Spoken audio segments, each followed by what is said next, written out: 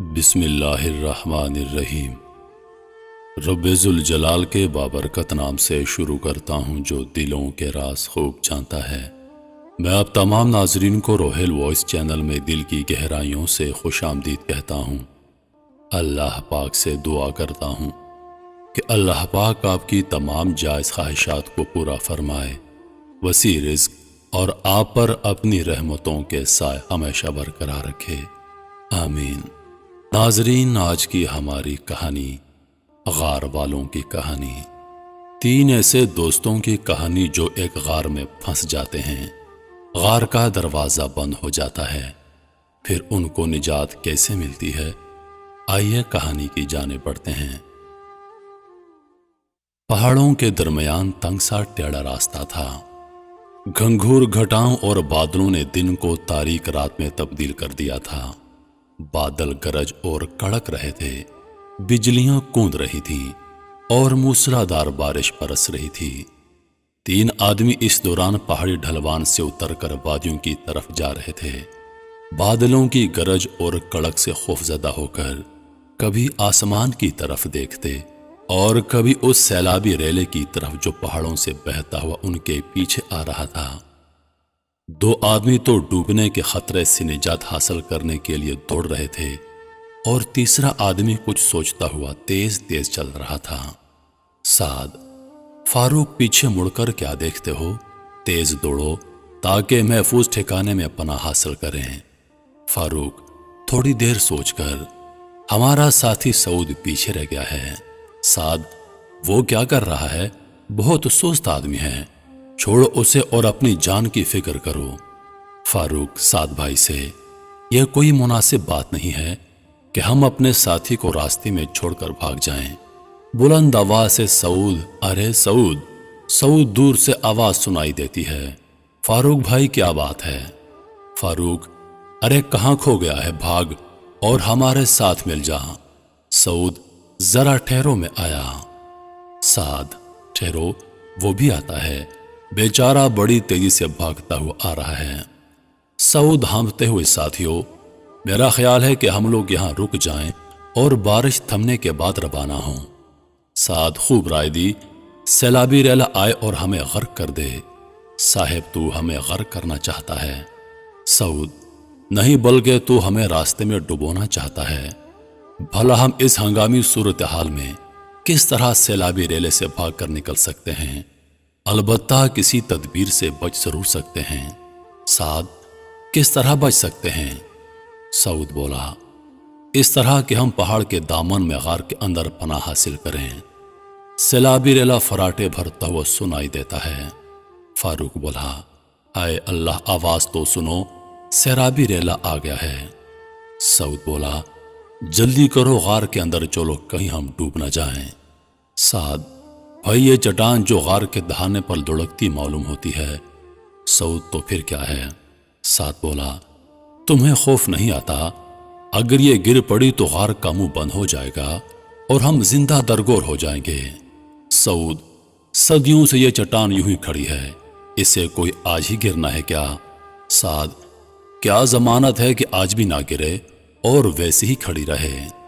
سعود بولا مذاق اڑاتے ہوئے، چلو سب ختم ہو جائیں گے نا اور تیری رفاقت سے جان چھوٹ جائے گی۔ فاروق بولا، یہ جان بچانے کا وقت ہے، جھگڑے کا نہیں۔ بحث ختم کرو، اللہ بہتر کرے گا، چلو غار میں چلتے ہیں۔ تینوں تیزی سے اوپر چڑھ کر غار میں داخل ہو گئے۔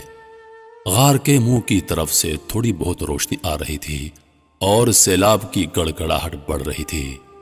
سعود بولا، ہاں بھائی سعد، کتنا اچھا ہوا، اگر ہم تیری مان لیتے تو اس خوفناک سیلاب میں ڈوب مرتے۔ سعد، اگر یہ چٹان غار کے دہانے پر گر پڑی تو؟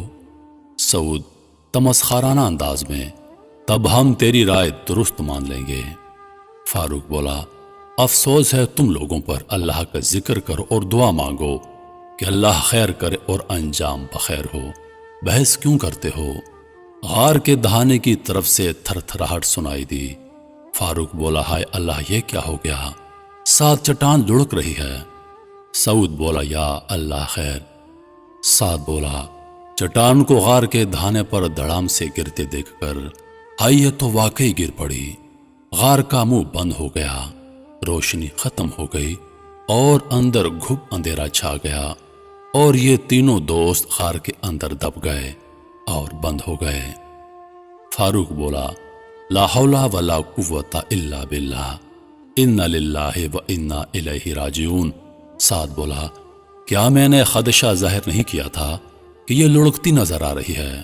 سعود تمہاری غلط تدبیر نے ہم کو یہاں پر پھنسا دیا ہے، کوئی تدبیر کرو اب نکلنے کی۔ سعود بولا اگر صورتحال یوں ہی رہی تو ہلاکت یقینی ہے۔ سعد بولا اور اب کیا غیر یقینی ہے؟ سعود یہ تیری نحوست ہے، تو نہیں نحوست پھیلائی تھی کہ کہیں گر نہ پڑے۔ سعود تو کیا اسے میری نحوست نے اکھاڑا ہے؟ سعد بولا تو کیا اسے میری نحوست نے اکھاڑا ہے؟ سعود ہاں۔ فاروق بولا بھائیو یہ بحث و تکرار بند کرو، میں تو سمجھتا ہوں کہ ہم پر اسی جھگڑے کی شامت پڑ گئی ہے۔ سعد مجھے نشانہ بنانے کا کوئی حق نہیں، یہ شامت یقیناً کسی دوسرے کی وجہ سے پڑی ہے۔ فاروق بولا سعد اللہ کے لیے بحث کو ختم کرو۔ سعود چٹان دھکیلتے ہوئے میں کوئی چارہ کر رہا ہوں۔ سعد بولا زور لگاؤ، تمہارے دھکیلنے کی کسر تھی۔ سعود مذاق کیوں کرتے ہو؟ سعد بولا یہ مذاق والا کام نہیں تو اور کیا کر رہے ہو؟ اس چٹان کو 100 آدمی مل کر نہیں اٹھا سکتے، ہم 3 کیسے ہٹا سکتے ہیں؟ فاروق سعود ادھر آؤ اور میرے پاس بیٹھو، اگر اللہ پاک نے رحم نہ فرمایا تو ہلاکت یقینی ہے۔ سعد اپنا ہاتھ ادھر کرو۔ سعد یہ میرا ہاتھ ہے۔ فاروق سعد کا ہاتھ سعود کے ہاتھ پر رکھتے ہوئے پہلے مصافحہ کرو اور باہم ایک دوسرے سے معافی مانگو، کیونکہ ناچاگی کے ہوتے ہوئے اللہ بھی رحم نہیں کرتا۔ سعد مجھے معاف کر دو سعود۔ سعود بولا میں نے معاف کیا، سعد تم بھی مجھے معاف کر دو۔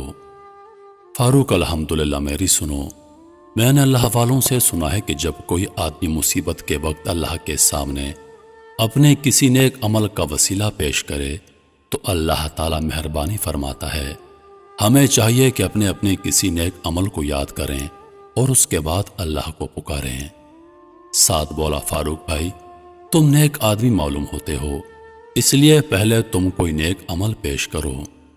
فاروق بولا یہ تو اللہ جانتا ہے کہ کون نیک ہے، میں تو انتہائی گنہگار قسم کا آدمی ہوں، میرے بلے سوائے اس عمل کے کوئی عمل نہیں کہ میں بوڑھے والدین سے اچھا سلوک کیا کرتا تھا۔ سعود بولا فاروق بھائی بیان کرو، بوڑھے والدین سے اچھا سلوک کرنا بڑا نیک عمل ہے۔ فاروق بولا میری عادت تھی کہ میں روزانہ بکریاں چراتا اور شام کو گھر لوٹتا تھا، بکریوں کا دودھ دھو کر پہلے اپنے بوڑھے والدین کو پلاتا اور پھر اپنے بیوی بچوں کو۔ ایک روز میں بکریاں چراتا چراتا بہت دور نکل گیا اور رات گئے واپس آیا تو مجھے میری بیوی بھوک سینے ڈھال ملی۔ میں دودھ کا پیالہ ہاتھوں میں تھامے کھڑا تھا، سامنے بیوی تھی جو پوچھتی ہے فاروق آج کہاں چلے گئے تھے؟ میں بولا آج بکریاں چراتے چراتے دور نکل گیا تھا، میرے والدین کہاں ہیں؟ بیوی بولی وہ انتظار کرتے کرتے سو گئے ہیں۔ میں بولا ہائے افسوس، بغیر کھانا کھانے سو گئے۔ بیوی بولی لاؤ دودھ دو مجھے، بچے رو رو کر بدحال ہو چکے ہیں۔ میں بولا اللہ کی نیک بندی والدین کو پلائے بغیر ہی نہیں، ہرگز نہیں۔ بیوی بولی وہ تو سو چکے ہیں، جبکہ بچے بھوک کی وجہ سے رو رہے ہیں، پہلے بچوں کو پلا لو، جب وہ جاگیں گے تو پھر انہیں پلا دینا۔ میں بولا نہیں ایسا نہیں کروں گا، تو پھر انہیں جگا کر پلا دو۔ فاروق بولا میں ان کی نیند کیوں خراب کروں؟ بیوی بولی پھر کیا کرو گے؟ کھڑا رہتا ہوں، جب از خود جاگیں گے تو پلا لوں گا۔ بیوی تو بچوں کا کیا کروں؟ فاروق بولا انہیں بہلاؤ تاکہ وہ سو جائیں۔ سعود بولا پھر تیرے والدین کب جاگے؟ فاروق نے جواب دیا جب صبح ہو گئی۔ سعد بولا تو ساری رات دودھ لے کر کھڑا رہا؟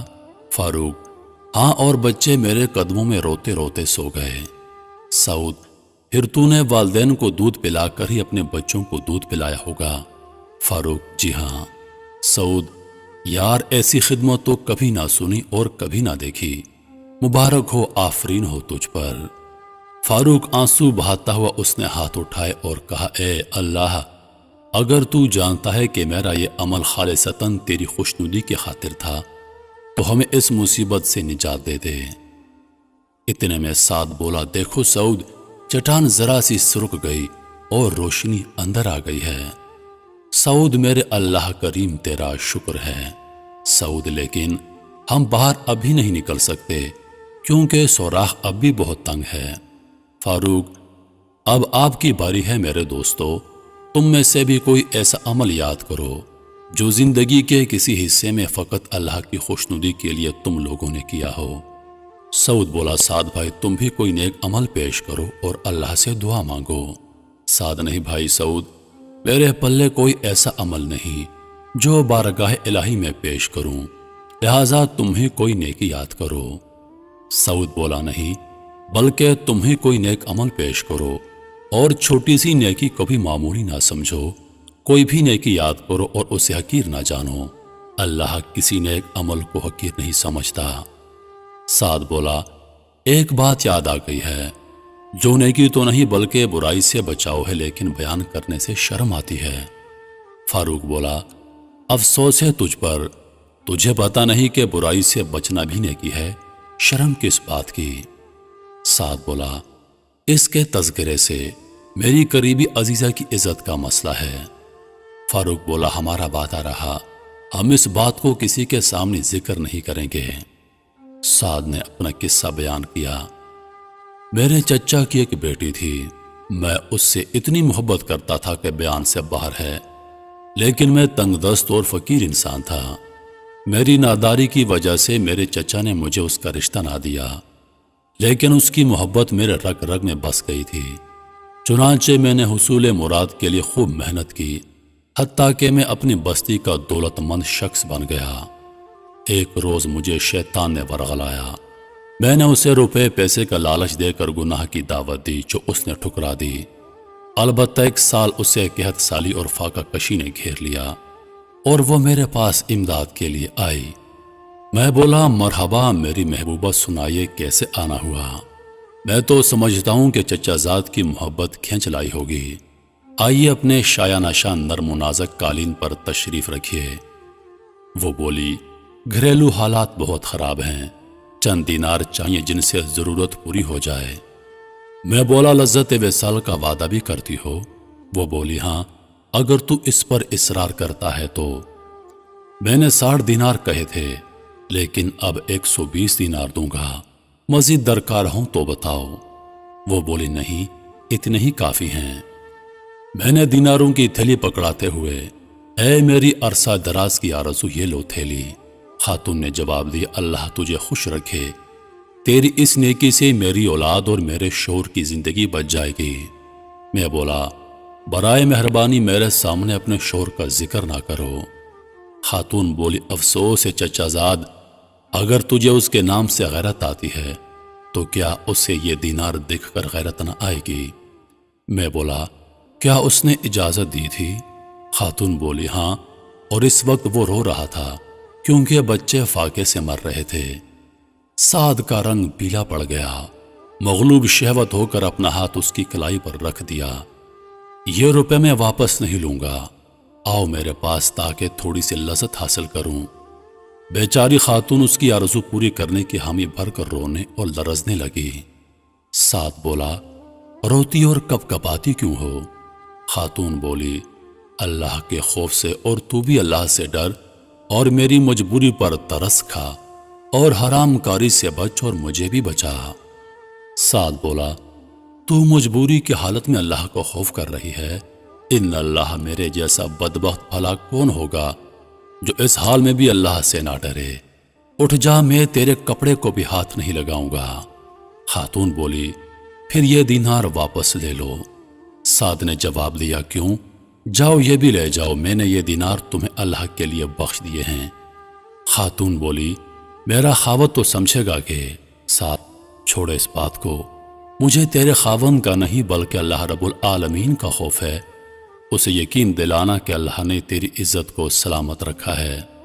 سعود بولا، اور پھر وہ تیرا مال لے گئی؟ سعد، ہاں، اور اس وقت میرا دل آتش شوق سے پگھل رہا تھا۔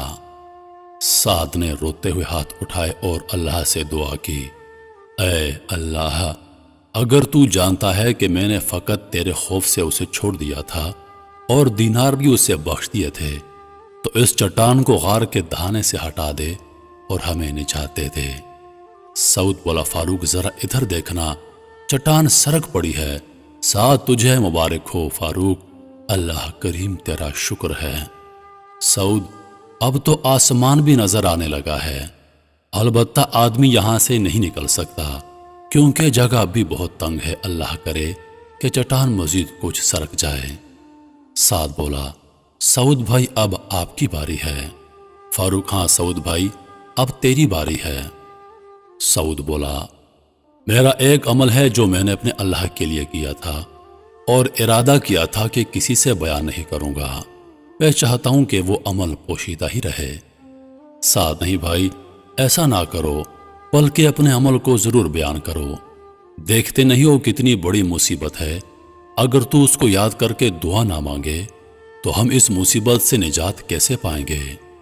سعود بولا، میں کسی دور میں کاشتکاری کرتا تھا، میں نے اپنے کام کے لیے چند مزدور رکھے جنہوں نے سارا دن کام کیا۔ جب شام ہوئی تو میں نے مزدوروں کو مزدوری دے کر رخصت کر دیا، مگر ایک مزدور کے ساتھ تلخ کلامی کر بیٹھا جو مجھ سے ناراض ہو کر بغیر مزدوری لے کر چلا گیا۔ بعد میں مجھے اپنے کیے پر پشیمانی ہوئی، میں اس کی تلاش میں نکل پڑا لیکن وہ نہ مل سکا۔ میں نے اس کی مزدوری کو اپنی تجارت میں شامل کر لیا، اس نیت سے کہ وہ جب بھی ملا اس کا حصہ اسے واپس لوٹا دوں گا اور اپنا قصور معاف کراؤں گا۔ اس تجارت میں اللہ تعالیٰ نے برکت دی اور میرے ساتھ ساتھ اس کا بھی مال بڑھ گیا۔ کچھ عرصے کے بعد اسے کسی مصیبت نے گھیر لیا اور وہ خود ہی اپنی سابقہ مزدوری لینے کے لیے میرے پاس دوبارہ آ گیا۔ اس کا نام سلیمان تھا۔ وہ میرے پاس آیا اور کہنے لگا، سعود کیا آپ مجھے جانتے ہو؟ سعود، تو کون ہے؟ تو سلیمان نہیں ہے؟ سلیمان بولا، ہاں میں سلیمان ہوں یار، تجھے میرا نام ابھی تک یاد ہے؟ سعود، بھائی تو اتنی دیر کہاں رہا؟ میں تجھے تلاش کرتے کرتے تھک گیا تھا۔ سلیمان بولا، میری مزدوری مجھے واپس دے دیجئے، میں مصیبت کا مارا دوبارہ آیا ہوں۔ تھوڑی سی رقم کے حصول کے لیے لمبی مدت کے بعد اپنے حق کا سوال کرنا نامناسب محسوس کرتا تھا، لیکن مجبوریاں بہت تھی اس لیے آ گیا ہوں۔ سعود بولا، یہ گائیں بکریاں اور چرواہے دیکھ رہے ہو؟ ہاں سعود، آپ تو بہت امیر ہو گئے ہو۔ سعود، یہ سب مال تیرا ہے جسے میں امانت سمجھ کر سنبھالتا رہا ہوں، یہ لے جاؤ اور مجھے اپنی اس امانت کے بوجھ سے سبکدوش کر دو۔ سلیمان بولا، مذاق نہ کرو سعود بھائی، میں مصیبتوں کا ستایا ہوا ہوں۔ سعود بولا، اللہ کی قسم مذاق نہیں، بلکہ یہ سب کچھ تیرا ہی ہے۔ سلیمان بولا، کیا واقعی سچ کہہ رہے ہو؟ سعود، بالکل سچ ہے، مجھے اللہ کی قسم۔ سلیمان بولا، یار تو کس قدر دیانتدار آدمی ہے، آدھا خود رکھ لو۔ سعود، نہیں سلیمان، اللہ تعالیٰ تیرے مال میں برکت کرے۔ سلیمان، شاید تجھے ضرورت پڑ جائے۔ سعود، افسوس ہے سلیمان، اگر اللہ تعالیٰ مجھے محتاج کر دیتا تو میں کس طرح آپ کے مال کی حفاظت کرتا۔ اب غار کی طرف آتے ہیں۔ سعد بولا، اور پھر وہ سب بکریاں اور گائیں لے گیا؟ سعود نے جواب دیا، ہاں، اور مجھ سے میری بیوی مہینہ بھر ناراض رہی کہ تو نے سلیمان سے آدھا مال کیوں نہ لے لیا۔ میں نے کہا کہ اللہ تعالیٰ کشائش اور فراوانی بخشنے والا ہے۔ فاروق بولا، بھائی آپ کا عمل تو ہمارے عمل سے بڑھ گیا، دعا کرو کہ اللہ تعالیٰ اس مبارک عمل کی برکت سے مصیبت کو دور کر دے۔ سعود نے روتے ہوئے ہاتھ اٹھائے اور کہا، اے اللہ، اگر تو جانتا ہے کہ میں نے یہ سب کچھ تجھے راضی کرنے کی خاطر کیا تھا تو اس سینکڑوں من وزنی چٹان کو غار کے تہانے سے ہٹا دے۔ سعد بولا خوشی سے چلاتے ہوئے، دیکھو چٹان ہٹ گئی اور راستہ بن گیا، الحمدللہ الحمدللہ۔ فاروق بولا، اللہ کریم تیرا بہت بہت شکر ہے، یہ جو تو نے ہمیں زندہ درگور ہونے سے بچا لیا، تینوں خوشی سے اچھلتے ہوئے باہر آ کر ایک دوسرے سے بغل گیر ہو گئے اور خوشی خوشی اپنی بستیوں کی طرف واپس لوٹ گئے۔ محترم ناظرین، کہانی کا حاصل سبق یہ ہے کہ تو مہربانی کر عرش زمیں پر، اللہ مہربان ہوگا عرش بری پر۔ انسان کی کوئی بھی نیکی ضائع نہیں جاتی، چھوٹی سی چھوٹی نیکی انسان کو کسی نہ کسی وقت بہت بڑی مصیبت سے نجات دلا دیتی ہے۔